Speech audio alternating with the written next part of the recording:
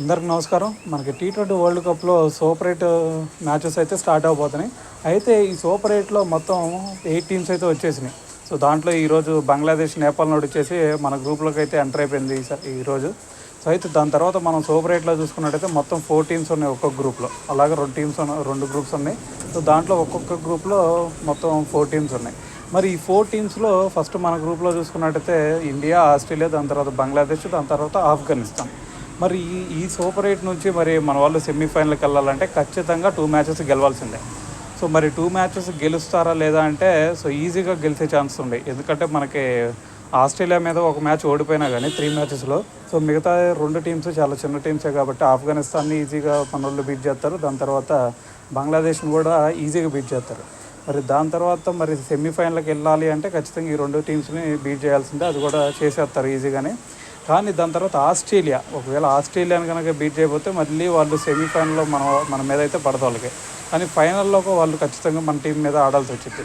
మరి ఆ ఫైనల్లో మన వాళ్ళు గెలవాలి అంటే ఆస్ట్రేలియా మీద ఖచ్చితంగా ఈ సూపర్ 8 స్టేజ్లో ఆస్ట్రేలియాని బీట్ చేయాల్సిందే. మరి అటువైపు మనం సెమీఫైనల్లో చూసుకున్నట్టయితే మనకి ఈ గ్రూప్ నుంచి ఖచ్చితంగా ఇండియా, ఆస్ట్రేలియానే పోతాయి.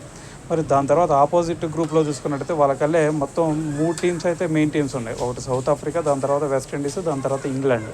మరి దాని తర్వాత యూఎస్ఏని ఇంటికి పంపించేస్తారు నాకు తెలిసి అయితే మరి ఆ 3 టీమ్స్లో ఎవరు సెమీఫైనల్కి వస్తారు అనేది చెప్పడం చాలా కష్టం. ఎందుకంటే అటువైపు హోమ్ అడ్వాంటేజ్ ఉంది వెస్టిండీస్కి, దాని తర్వాత వాళ్ళకల్లా ఇంగ్లాండ్ ఒకటి ఉంది, దాని తర్వాత సౌత్ ఆఫ్రికా. మరి నాకు తెలిసి అయితే వెస్టిండీస్కి హోమ్ అడ్వాంటేజ్ ఉన్నా కానీ వెస్టిండీస్ ఇంటికి పంపించేస్తారు నాకు తెలిసి అయితే మరి సెమీఫైనల్కి వచ్చే టీమ్స్ ఏంటంటే సౌత్ ఆఫ్రికా ఒకటి వచ్చింది, దాని తర్వాత ఇంగ్లాండ్ నాకు తెలిసి.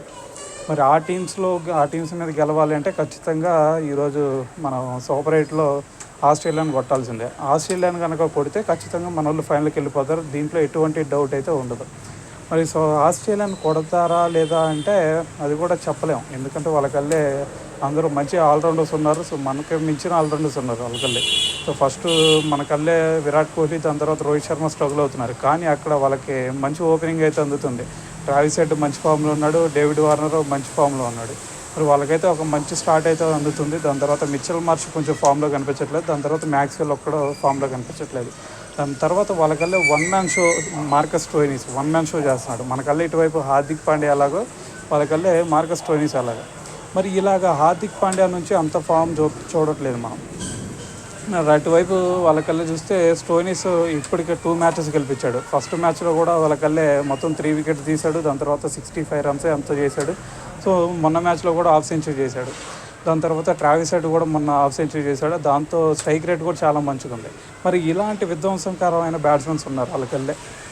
మరి ఇలాంటి బ్యాట్స్మెన్స్ని పక్కన పెట్టేసి మరి మా వాళ్ళు గెలుస్తారా అంటే చెప్పడం కూడా చాలా కష్టం. ఎందుకంటే 2 స్ట్రాంగ్ టీమ్సే కాబట్టి మన వాళ్ళు last time world test championship ఓడిపోయారు. దాని తర్వాత మొన్న రీసెంట్గా జరిగిన వరల్డ్ కప్లో కూడా వాళ్ళ చేతిలోనే ఓడిపోయారు.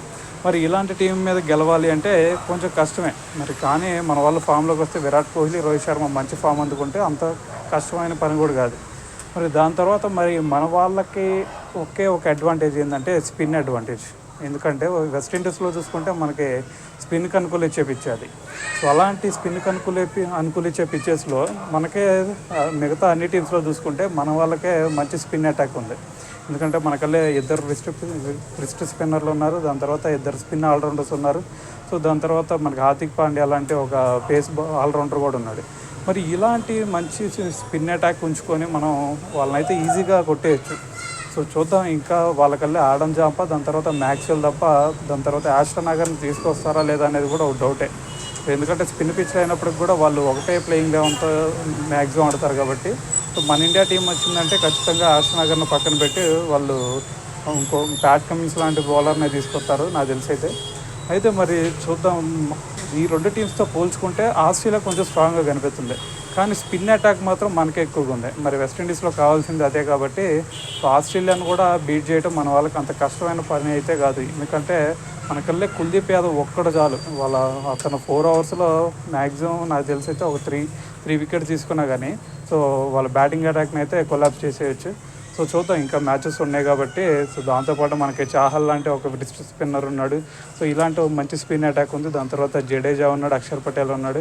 సో ఇంత మంచి స్పిన్ అటాక్ పెట్టుకొని మన వాళ్ళు గెలిచే ఛాన్స్ అయితే ఎక్కువ కనిపిస్తున్నాయి మరి. అయితే దాంతోపాటు ఆఫ్ఘనిస్తాన్ కూడా మనకి ఒక నైట్ మేర్గా అయ్యే ఛాన్స్ ఉంది. ఎందుకంటే వాళ్ళకల్లే స్పిన్నర్స్ కూడా మంచి స్పిన్నర్స్ ఉన్నారు. రషీద్ ఖాన్ లేదంటే మొహమ్మద్ నబీ లాంటి స్పిన్నర్స్ ఉన్నారు. సో వాళ్ళు కూడా మన వాళ్ళకి నైట్ మేర్గా అయ్యే ఛాన్సెస్ కూడా ఉన్నాయి. సో వాళ్ళని కూడా ఎదుర్కోవాలి మనం.